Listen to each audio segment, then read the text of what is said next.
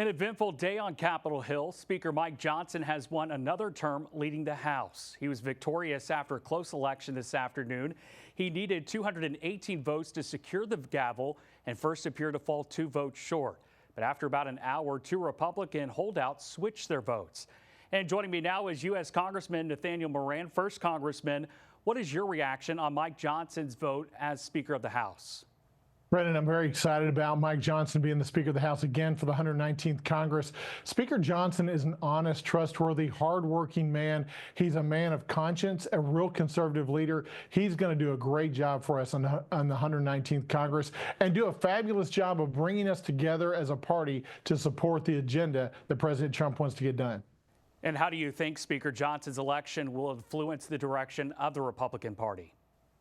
Well, I think the Republican Party's direction is really influenced primarily by President Trump at this point. But we, as the Article 1 branch of government, have a very important voice and a very important role. We've got to work with the president, work with the Senate to make sure that we pass policies that reverse the direction of the last 4 years, get back to securing our border, reducing spending, reducing debt, becoming strong on the world stage again. There's lots to tackle. We need to be unified to be able to do that.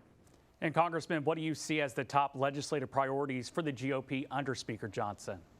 Number one is going to be securing the border. I think President Trump is going to do that on day one in office, but he's going to get support from the House to re-up things like H.R. 2, the toughest border security bill that Congress has ever passed, the one that we passed last session but died in the Senate. It's going to get through. We're going to get good long-term statutory changes for our border security. Number two behind that is debt and spending. We've got to deal with that. It's right in our faces. We have the Trump tax cuts from 2017 that are expiring that we need to extend, and we need to evaluate what do we need to do long term to get us back on fiscal sanity, a path back to where we need to be to balance the budget and to reduce our deficit. And furthermore on that conversation, what steps will Speaker Johnson need to take to ensure the GOP is able to advance its legislative priorities? Well, the Speaker of the House's role really is one of operations. And when you think about a manufacturing company, it is that role. It is how do we get through the operations and the logistics and actually the production of what we need to do. And legislation is the end result of that production process.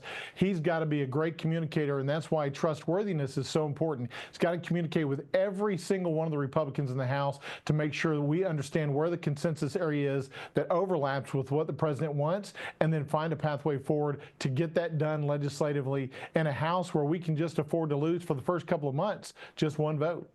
And Congressman, lastly, what role do you see yourself playing in helping Speaker Johnson achieve his goals during this Congress? I'm very excited for the 119th Congress to be serving on the Ways and Means Committee in Congress. It's the committee of jurisdiction over taxes, trade, health care, and so much more in Congress that we're going to have to deal with during the 119th. So we're going to be able to be on the front lines of every big decision that is made. Last session, we were on Judiciary, Education, Workforce, and Foreign Affairs. We've traded those committees and gotten appointed to the Ways and Means Committee. Very excited to be part of that because that's where the action is going to be in the 119th. All righty, Congressman Moran, thank you for your insight. My pleasure. Thank you so much.